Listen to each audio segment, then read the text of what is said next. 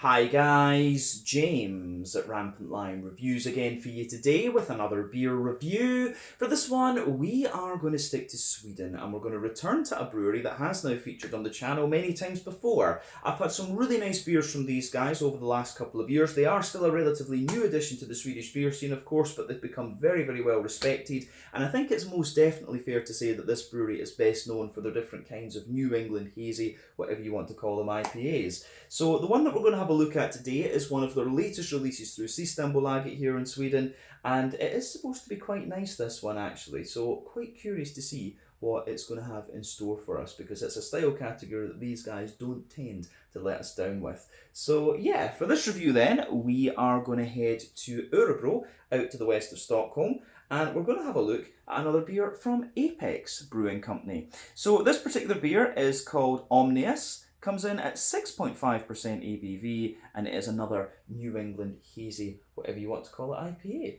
So yeah, this one was released as part of the Lokalt och Småskaligt assortment through Systembolaget for August of 2022. So I'm not drinking this one in its prime freshness, but it still should be okay. We of course had some technical problems a little while ago, and that was why we didn't do sit-down reviews for quite a long time. But yeah, knowing Apex, this beer will still be pretty damn solid at this point in time. But looking forward to trying it. Let's crack on and see what we have with this one then. So, as always with my reviews, I'll tell you a wee bit about the brewery before we taste the beer. If you want to get straight to the tasting, just fast forward. All the usual links can be found in the video description below. That's the brewery website, the link to my other reviews that I've done from Apex Brewing Company before. We will no doubt add more to that in the near future. There's all the usual social media down there. If you want to see more reviews, do please consider subscribing to the channel. The support you give is massively, massively appreciated. Do give me some beer recommendations and things in the comment section below as well. And you can also check out the playlists of beers from different countries. And you will find this one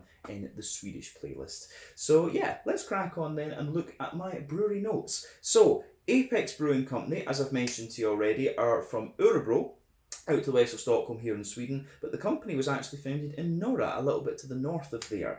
But these guys were founded back in 2017 by Daniel Gatchitz and Niklas Lundgren. Both of these guys have backgrounds as musicians, and Niklas played in the band at 59 Times the Pain, while Daniel played in The Voice of a Generation. So Daniel and Niklas are of course responsible for the brewing operations, but there are a few others in the company as well who take care of the more kind of business side of things. So this is Leif Karlsson, Ola Eriksson and Roger Kjelln. But the brewery started off with a small 500 litre brew kit and 6 fermentation tanks. They were just selling their beers in their local area, but then they got them into Systembolaget. And I believe I actually tried the very first beer that they got into Systembolaget back in about 2018 or so, if memory serves me correctly, and that was the Single Hop, which was a Citra New England IPA, and that was very, very nice actually. But over the course of that year, 2018, they brewed 35,000 litres of beer, about 25 different varieties, all of which were New England hazies of course,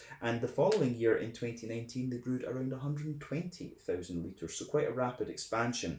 Over the next couple of years they continued to build their reputation, develop new recipes and things like that, build their exports, and then in the summer of 2021 they announced that they were going to move to a new premises in the Betorp district of Örebro in the autumn. So the new brewery that they have there saw them upgrade their 500 litre brew kit to a 2,000 litre kit. They added several new tanks in there, so they do have a fairly big capacity these days. But as of September 2022, when I'm filming this review for you, these guys have produced around 115 different kinds of beer, and most of them are New England hazy IPAs of course, but they have started producing a few lagers and things like that. We've had the Keller Pils and the Keller Märzen, and I look forward to seeing what they're going to do over the next little while as well. It'll be interesting to see these guys try like an old school West Coast IPA. The cold IPAs are quite interesting of course, and even like an old school black IPA would be very, very interesting. But like I say, these guys are known for their New England hazies, and if that's a style that you enjoy, then this is one of the Swedish breweries that you do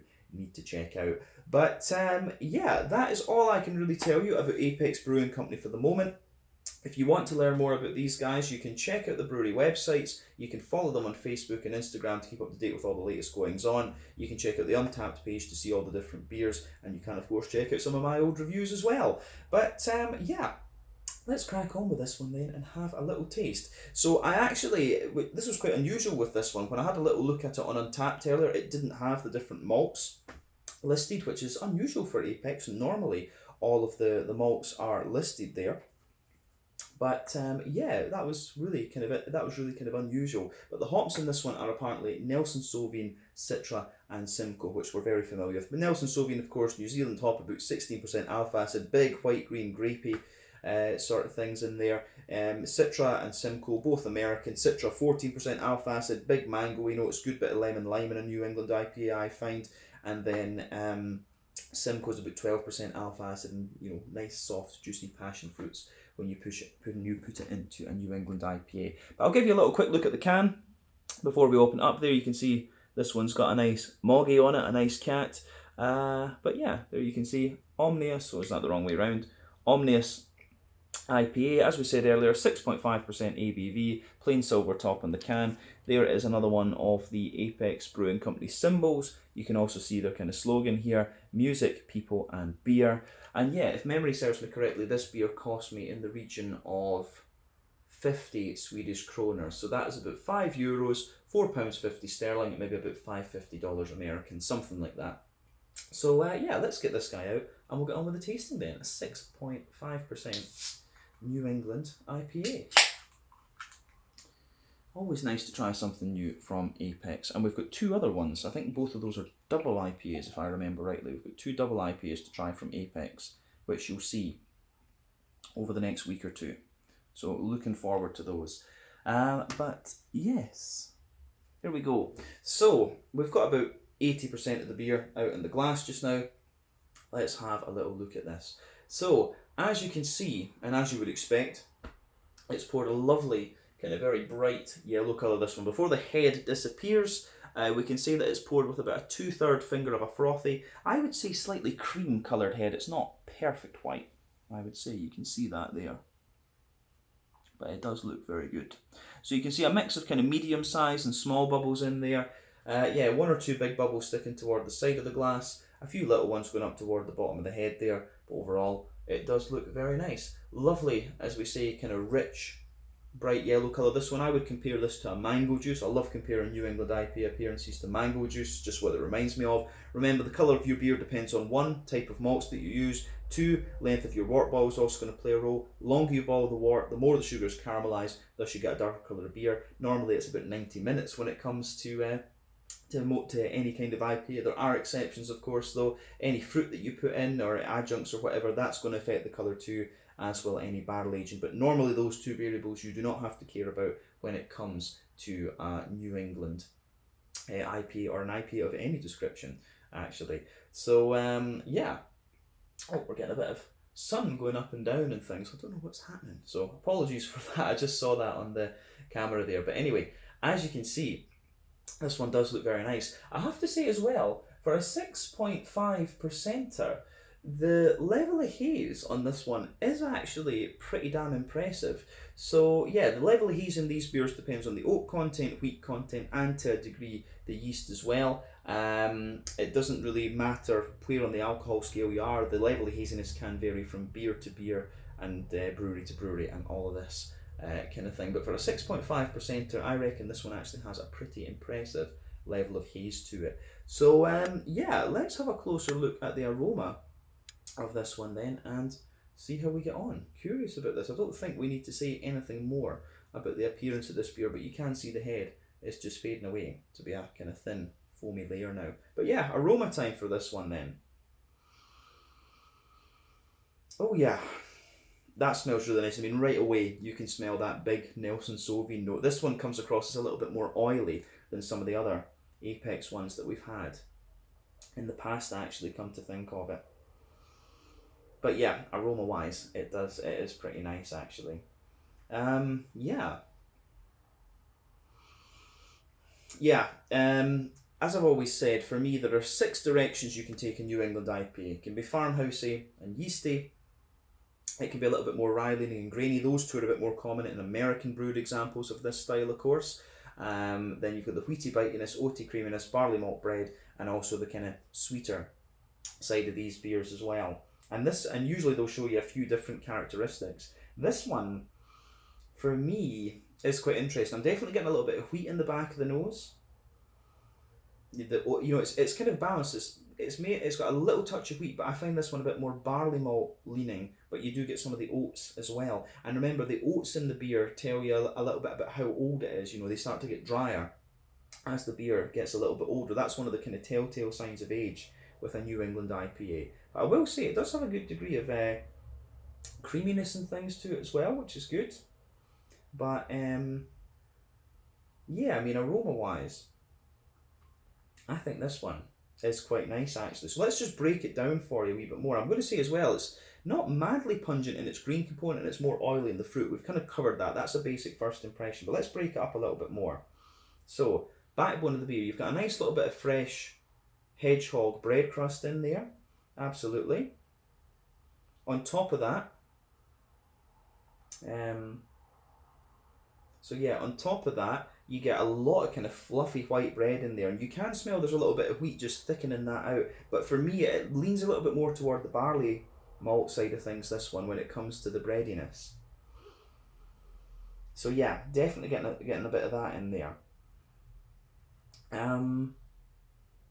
Yeah, fresh bread crust, maybe a little bit of cracker, the more that I smell of it as well, like Jacob's cream cracker. A lot of, fluffy, airy white bread in this one. And then on top of that, you get a little bit of the oaty notes. And I will say the oats are showing a little bit of dryness in this one. So this can maybe has been set. Maybe this can is about 3 months old, something like that. You have to bear that in mind when you buy IPAs from Systembolaget. They will sit for a good few weeks before they actually get out onto the shelves in the local releases. That's one of the problems that they have actually, which is unfortunate. But yeah, the malty side of this one really is, it leans quite a bit to the barley malt side of things for me. At the back of the nose, as I said, you get a little touch of the wheat, but the more that I smell of this beer, it does actually get a little bit thicker. I think there probably is a bit of golden promise in this one, because I'm getting wee hints of that kind of Werther's original butter candy, butterscotchy sort of thing from this beer as well, which of course I do like. Yeah, interesting stuff. So on the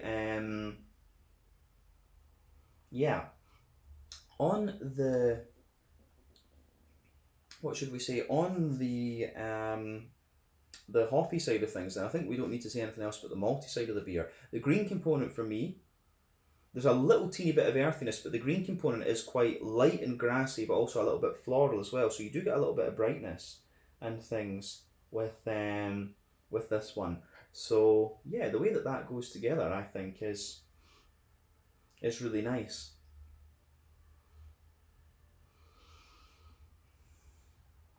Yeah, so for me, yeah, definitely quite a zesty grassiness to it, a little bit of floral character, just a teeny little bit of earthiness. But the green component isn't madly pungent, but it does have a wee bit of zestiness to it, which is quite nice. And on the fruity side of things, to be honest with you, all three of these hops are kind of showing you what you would expect. We've had these ones ad nauseum in New England IPAs. Been a wee while since I've had the three of them together, right enough. But yeah, so you can absolutely smell that nice, green, white, grapey sort of thing from the Nelson Sauvignon, the gooseberry notes almost coming out of this one. That's really enjoyable. And you can really smell that in the backbone of the fruity side of things. But yeah, behind that, you absolutely get a little bit of the stronger grapefruit and passion fruit from the Citra. You get a juicier passion fruit from the Simcoe. You've also got that nice you get a nice softer juicy mango out of this one too, which I would say is more of the Citra, but Simcoe's probably going to add a little bit to that as well. So yeah, a little bit of kind of grapefruity strength to this one. A little bit of quite a good little bit of juicy passion fruit, a little bit of mango. You're obviously getting a little bit of soft apricot and things in there as well. And then you can just get a little teeny hint of a lemony note from the Citra as well. But yeah, all things that we would expect from the hops that we have in this beer. But I think it's about time that we have a taste of this one and see how we go. As I always say, take a little bit of time to just enjoy the aroma of the beer before you get stuck into it. But yeah, this one is the Omnius from Apex Brewing Company in Örebro. New England IPA coming in at 6.5% ABV. Let's get stuck in. Slàinte, skål, cheers. Always nice to return to Apex.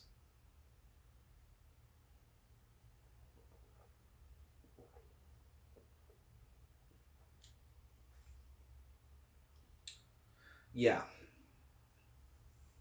that's really pretty nice. First impression of it, green component is kind of what I was expecting. Quite bright, a little bit zesty. Malty base, it has got the wheaty zip I was talking about, but the you can get that right in the back of the palate. But yeah, there's some nice, it is quite a bready one, this for me. It is kind of barley malt leaning. You do get a little bit of the oats too, and the green component. Yeah, the green component we've said is kind of what you expect from the aroma, and the fruity side is kind of what you expect from them. Are a little bit more kind of oily in its fruity character too.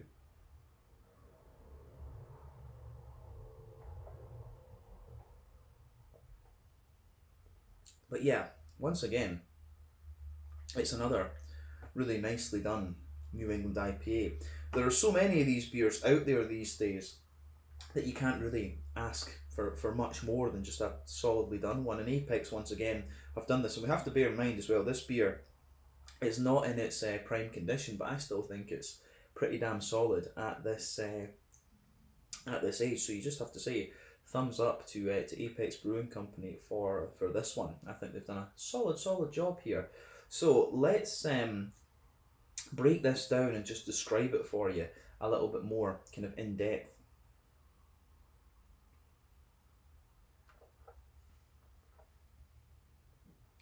So in terms of the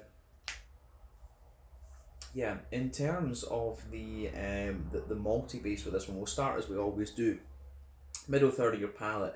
It's quite similar to a number of the other ones we've had recently.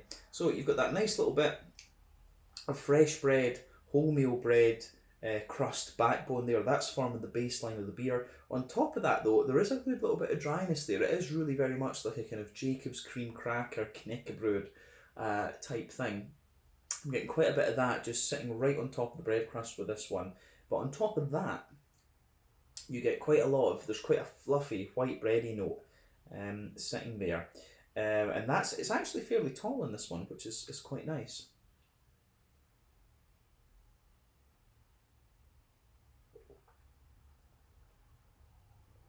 So,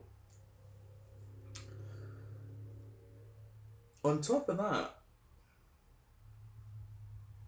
you can feel a little bit of the wheat there. So the wheat, there's a sort of fluffy, airy kind of bready layer to it. But then on top of that, you get the more dense wheat. And the wheat sort of forms the edge of the bread there. And the wheat actually is kind of interesting in this, because you can feel there's a little bit of a sort of zippy, a little bit of a zippy character to the wheat. It's not like grainy or anything like this, but yeah, there is just a little bit of zip. I always find that wheat can just be a little touch kind of zippy sometimes. It can either be very, very smooth, it can be or a little bit zippy, and that's what I'm getting out of this one. It's just a little bit of zip, so you've got that fluffy white bready layer, then you've just got a bit of dense wheat sitting on top of it, and that, as I say, just has a little bit of zip, which is nice.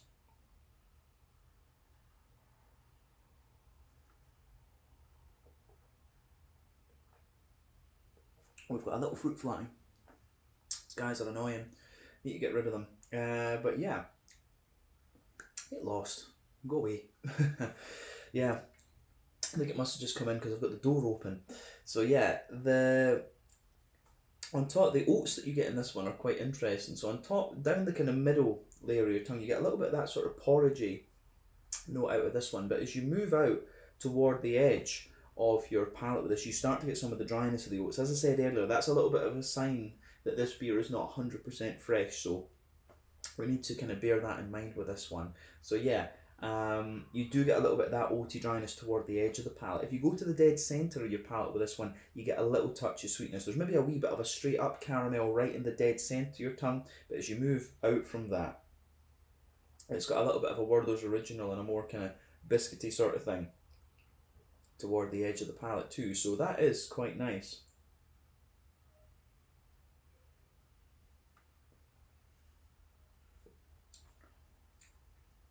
So yeah, the malty base in this one is quite interesting. It's, from memory, it's one of the more bready, barley malt leaning New Englands that I've had, but it's actually, in a way, it's actually quite balanced, because you do get more of the oaty. The more that you drink of this one, you start to get more of the oaty kind of smoothness out of it, so I really enjoy that actually.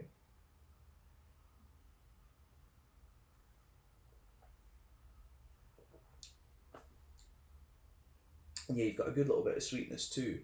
But yeah, I think that's everything we need to say about the. I think that's everything we need to say about the middle third of your palate. This one. Let's look at the back third of the palate. The base of the back third of the palate's got a little bit more of a kind of dry. You do get a little bit more of the graininess from the bread crust in this one. Then on top of that, yeah, kind of on top of that, you have a little bit of. You've got a little bit of a more kind of, you've almost got a little bit of a kind of brown bready character in there sitting on top of the bread crust in this one. So as I always say, your more grainy, bitter flavours come out toward the back of the palate, but the sweeter ones come out further forward. So definitely getting some of that out of this beer, which I quite enjoy. And yeah, on top of that though, you can feel a taller, more airy, white bready character to the beer, which again I do quite enjoy.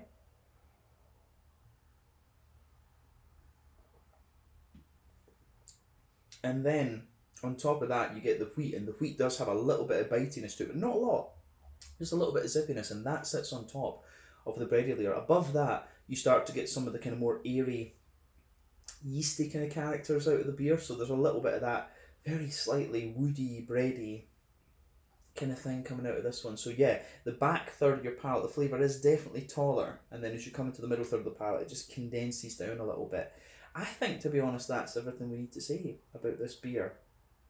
In terms of its malty and yeasty profile, to be honest with you, I like that. So yeah, in terms of the hoppy side of things, then back corners of the palate, you've got a nice little bit of earthiness in there. On top of that, you've got a little bit of a kind of herbal sort of thing, and as you move further forward toward the front corners of the palate, you get a little bit of floral note, but the floral note isn't quite as much as I thought it was going to be based on the kind of front, based on the aroma. But round the front curve of your palate, you've got a little bit of a lighter grassy sort of thing with this one, and yeah, it's nice. The grassiness has a little bit of zest to it, but yeah, we have to remember, as I say, the hops might have dropped a little bit in this one, so maybe it isn't as it was originally, but still very nice and still very enjoyable. Let's focus on the fruity part of the beer then, front third of the palate.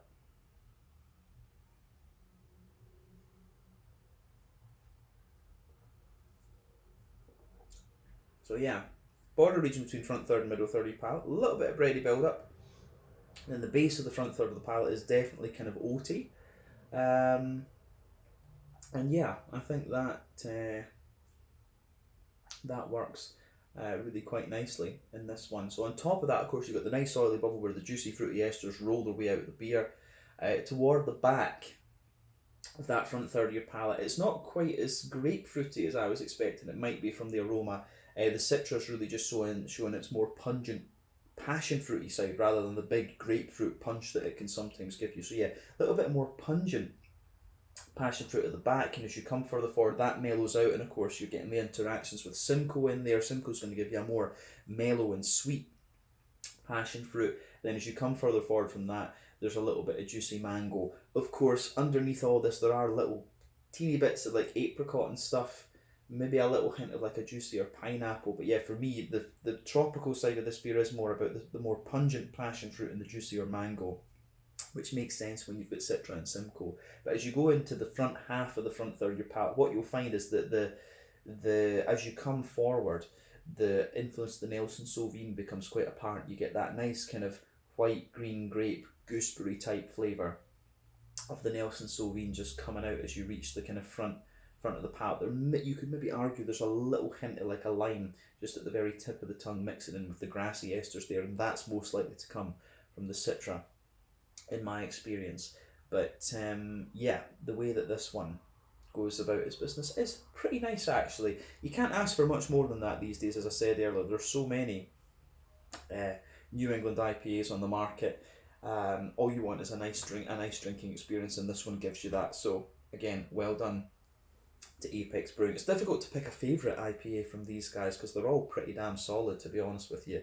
But yeah, I think we can look at the mouthfeel then to round off the review.